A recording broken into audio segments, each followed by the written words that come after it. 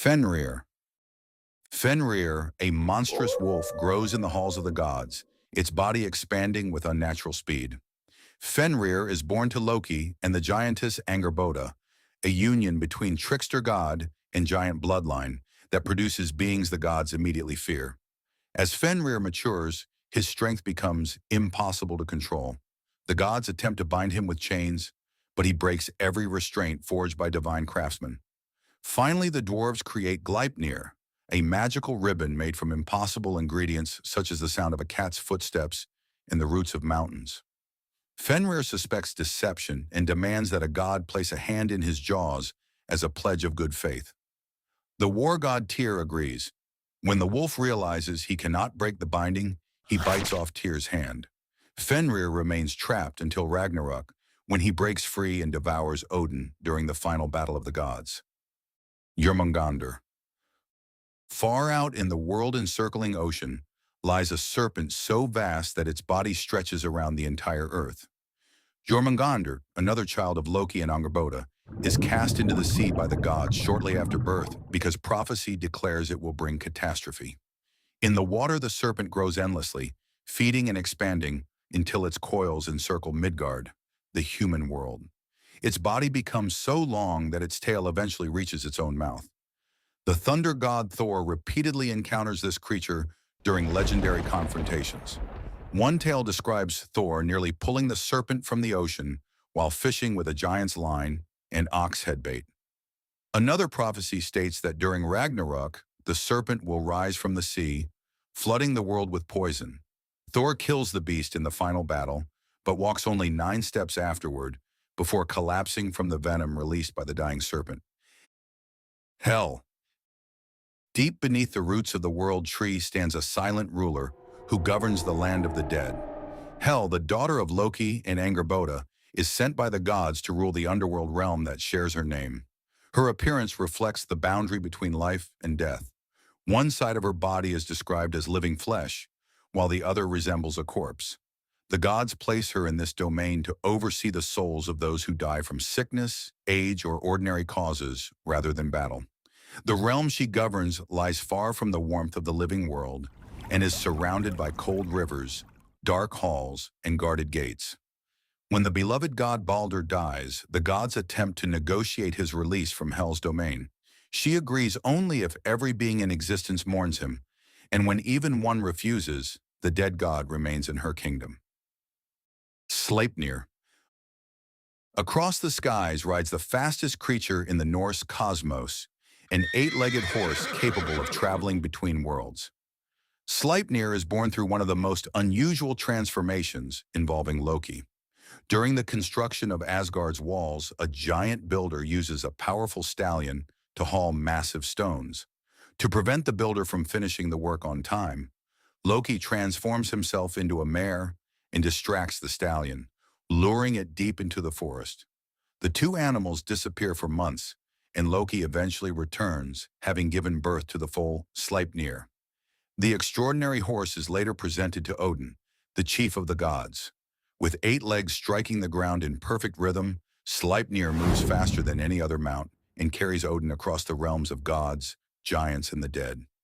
The creature becomes a symbol of supernatural speed and the ability to travel between different worlds. Narfi. Within Loki's family appears a son whose fate becomes inseparably tied to the punishment of his father. Narfi, sometimes called Nari in surviving texts, is one of Loki's children with the goddess Sigyn. When the gods finally capture Loki for causing the death of Baldur, they turn to his sons as part of the punishment. The other brother, Vali, is transformed into a wolf through divine power. In that violent transformation, Vali attacks and kills Narfi. The gods then take Narfi's entrails and use them as bindings to tie Loki to 3 sharp stones beneath the earth. A serpent is placed above Loki's head, dripping venom onto his face. Sigyn remains beside him, holding a bowl to catch the poison, but whenever she must empty it, the venom strikes Loki, causing earthquakes throughout the world. Narfi's death therefore becomes part of the mechanism used to imprison Loki. Vali, son of Loki. Another son involved in Loki's punishment is Vali, though he should not be confused with the different Vali born to Odin. This valley is the brother of Narfi and the child of Loki and Sigyn. When the gods capture Loki after Baldur's death, they transform this valley into a wolf through divine magic. The transformation removes his reason and replaces it with animal instinct and fury. In that state, he immediately attacks his brother Narfi. The violent act is not random cruelty, but part of a deliberate punishment devised by the gods. After Narfi is killed, his remains are used to bind Loki beneath the earth. Vali's role in this event demonstrates how divine justice in Norse myth often involves transformation and forced participation by family members. The episode also illustrates the harsh consequences that ripple outward from Loki's earlier actions. The Wolf Brothers. Earlier traditions mention additional sons connected to Loki, whose stories survive only in fragmented references preserved in later writings. Some sources describe multiple wolf offspring associated with Loki's lineage, reinforcing the theme that his family repeatedly produces dangerous creatures tied to chaos and destruction. These wolf figures appear in mythic genealogies, linking Loki's bloodline to predatory forces that threaten cosmic order. Wolves already hold powerful symbolic meaning in the northern world, representing hunger, wilderness, and unstoppable pursuit. By attaching wolf imagery to Loki's descendants, the myths emphasize the fear that his family line produces beings beyond the control of the gods. These references also help explain why the gods react so quickly and harshly to Loki's children. From the earliest moments after their birth, the gods treat them as threats that must be restrained, exiled, or eliminated before they grow powerful enough to reshape the world. The line of Angrboda. The most dangerous children in Loki's lineage all originate from his union with Angrboda, a giantess whose name translates roughly to the bringer of grief. Together they produce Fenrir, Jormungandr, and Hel, three figures directly connected to the downfall of the gods. Each child represents a different force that destabilizes the cosmos. Fenrir embodies unstoppable destruction, Jormungandr represents the chaotic ocean surrounding the world, and Hel governs the realm where the dead gather. The gods separate these siblings immediately after discovering their existence, sending each to a different part of the universe in an attempt to prevent the prophecy surrounding them.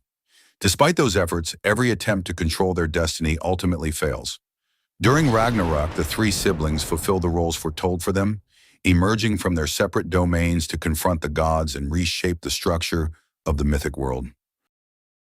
The children of Loki don't just shape the fate of the gods, one of them rules the realm where the dead gather after life ends.